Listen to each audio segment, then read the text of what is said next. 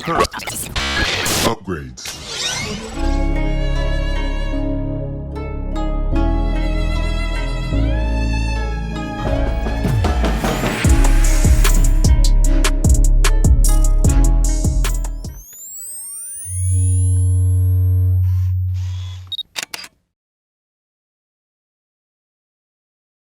Hi, my name is Gil Robertson, president of the African American Film Critics Association. Today, we're thrilled to be talking to the cast and creatives responsible for the hit Hulu show, Saint X. We're going to kick things off by introducing you to the AFCA members who are on the call today, starting with Nancy Green in Los Angeles, Dana Abercrombie in New York, Samuel Leggett in Washington, D.C., and we'll soon be joined by Katia Woods in Philadelphia. I'm going to let you guys do what you do so well, and I will see you on the other side. Hey, my name is Samuel Leggett. I'm with JVS Media Productions. This is a question for Alicia. I am a Fear the Walking Dead fan as well. Yeah, we got everyone today. As far as Emily as a character, like you said, she is very strong, very determined. But the thing is, my perception of her is she's also lacking an ability to trust. Like, she doesn't know what's right, who's lying to her. You know, when she thinks about Edwin or Gogo, I mean, it goes back and forth. And I was curious, like, what kind of mindset did you have to do in talking with the director, thinking back to the novel, how to portray Emily? Because I think that's the hardest thing. You know, you're trying to find out how to deal with a past trauma, trying to figure out how to solve it. But then your idea of trusting people is being busted up left and right when you're getting pieces of information. And so I was just curious the process that you had to go through, going and navigating through the book, and also how you wanted to allow Emily to come through for the audience.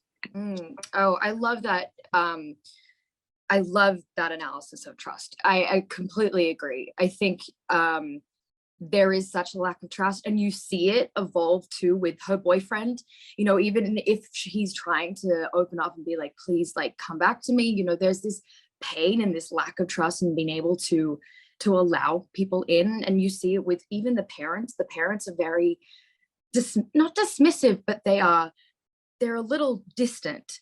And there's this sort of inability to engage with Emily as like a fully formed person in her own right. I think there's just this absence of Allison has created so much just, you know, the distance for Emily to be able to trust anyone, as you said. I think, yeah, for me trying to communicate that to the audience, it really did come back again to those two personalities that I felt Emily had, or Emily Claire was experiencing, which was child Claire, Emily, which is then having this great interaction and this lovely friendship with Gogo, and on the island actually being able to have a friendship. And then in present day, that just disassociation of not being able to understand, like, hang on, how is this the same person? And then going with that narrative that she's been fed through the media of like, no, but this is the killer, this is the guy. And so I think it very much the perspective of trust came back to me to try and execute those two versions of a person. And that just fracture really, I hoped would, you know, sort of sell that lack of trust inherently. Samuel Leggett here again with JVS Media Productions. This actually is for Josh. So Gogo is such a very complicated character. I empathize with him so much in his past.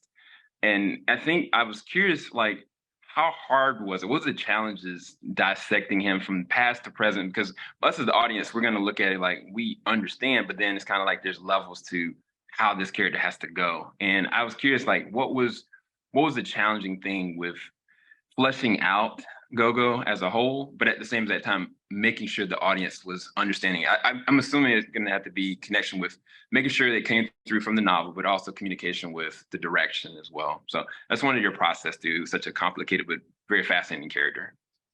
Yeah, thank you for saying that, because I think, you know, my initial thought process was this is someone who's this physically is a big person. And, when everyone sees a big Black man, he's a linebacker, he's supposed to be aggressive, he's supposed to be hard, and he's supposed to be all these things that we assign to masculinity and, large men or men in general.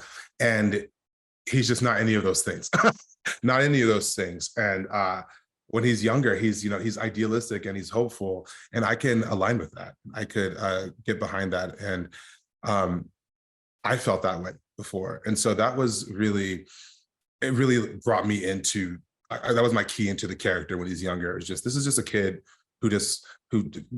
he's none of the things that people, ascribe to him. And then later on, he becomes that because of what, just what happens to him and what the world kind of puts on him. And so the job became then, creating two separate people based off, all their experiences, and then finding what was going to tie the two together, like what that invisible kind of thread was, and having lots of talks with Lila, the showrunner, and then Dee Reese, our director, and my dialect coach, honestly, who helped me find the voice and kind of the physicality of what trauma could do to someone and where trauma lives in the body. I just had to kind of put all these things into a big ass pot, stir it up, and take what was useful. This is great. This is great. It's always a delight talking to a young cast, and we certainly wish each of you the best on this project as well as on your future endeavors. Thank you for your time today. And on behalf of the world's largest group of Black film and TV critics, thank you for watching this edition of Africa Roundtables. Have a great weekend. Thank you. Absolutely. Thank you. Thanks so much, everyone.